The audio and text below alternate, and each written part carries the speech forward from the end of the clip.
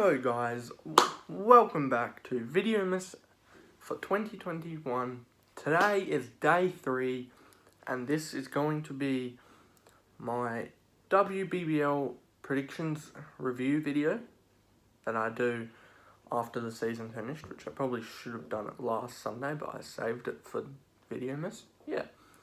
So the way that I'm going to do this is going to outline what my predictions were, and then I will do what the real ones were. Yeah, so we'll be back.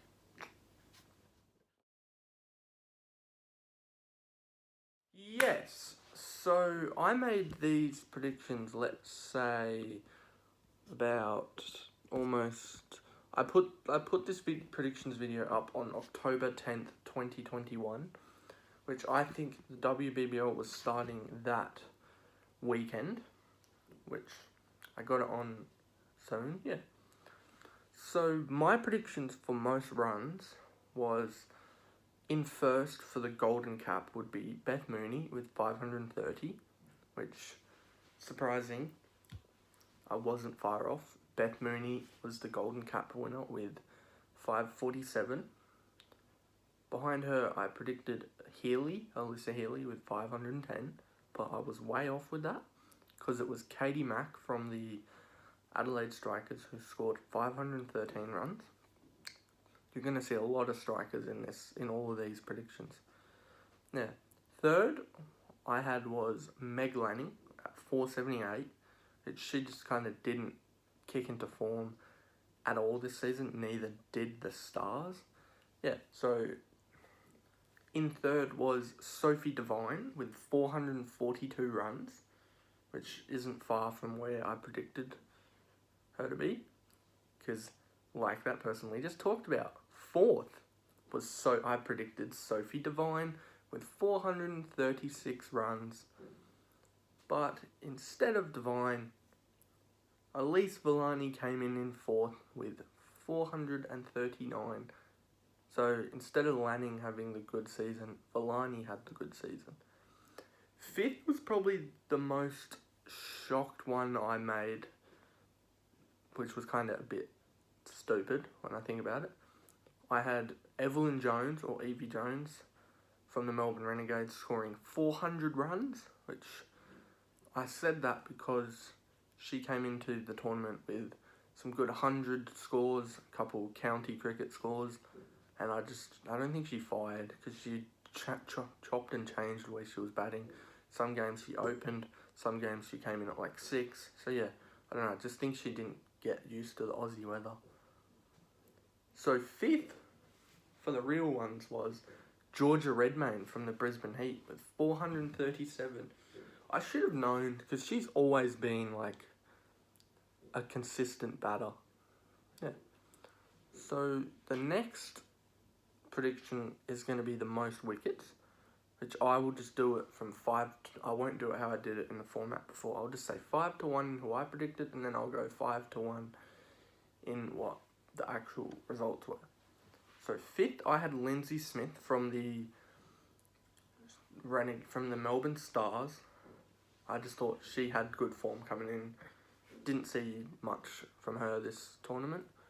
Fourth was Sarah Coit from the Adelaide Strikers, which wasn't a bad prediction just because she's always been there. She wasn't in the top 5 per se.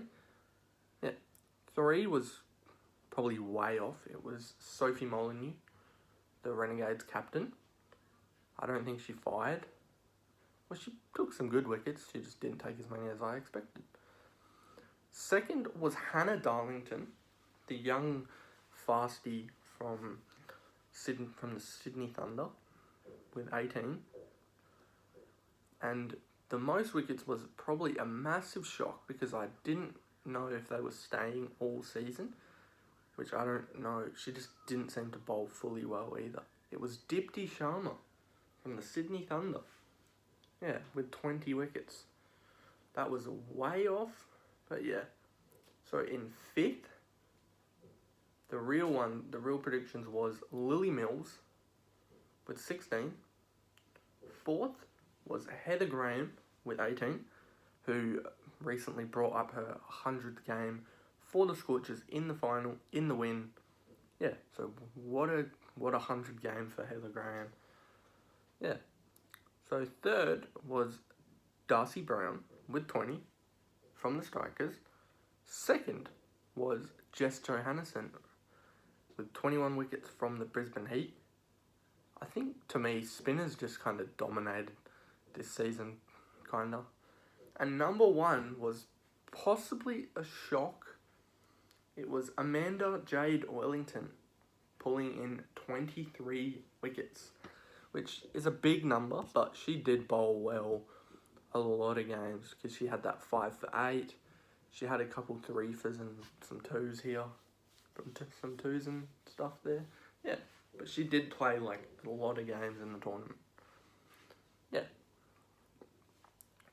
So the next topic is player of the tournament, which we'll be right back because this is getting real long. Need to trim it down. We'll be right back. Yes, so player of the tournament is the next award, which, like I said before, I'm going to do the 5-to-1 format, unlike how I did the run scorers. It just seems a bit more complex and easier for you to understand. Yeah. So my player of the tournament top 5 was Sophie Molyneux, Alyssa Healy, Sophie Devine at 3, Meg Lanning at 2, and Beth Mooney being the player of the tournament, which that was truly wrong.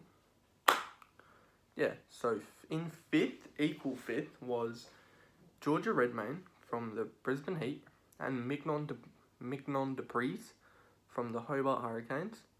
She was like a light for that Hurricanes team that was like a bit iffy. Yeah. Above them two was Grace Harris from the Brisbane Heat. Can't say anything more. She was an outstanding batter. Above her in third was Beth Mooney. Sophie Devine was second. And once again, a player that I forgot about, kinda, was Harmanpreet Kaur from, I think she's either Indian or Bangladesh or Afghanistani. One of those. Yeah. She batted well for the whole tournament. The Renegades just kind of weren't at the top of there. Yeah. So she did play well. They snagged some wins though. Yeah. We'll be back. Yes. Just had to attend to something real quickly. So, like what I was going to say then, I said the young gun I predicted was Stella Campbell, but it ended up being their crosstown rivals, the Sydney Thunder, young gun, Phoebe Litchfield winning the Young Gun Award, which was a bit. She batted well for sure. So now we're going to do the points table or the ladder thing. So with my predictions, I had the Brisbane Heat coming in for the spoon, which I was tremendously wrong. 7th was the Strikers, once again wrong. The Melbourne Renegades in 6. The Hobart Hurricanes in 5. The Sydney Thunder in 4. The Melbourne Stars in 3. The Perth Scorchers in 2. And the Sydney Sixers in at number 1.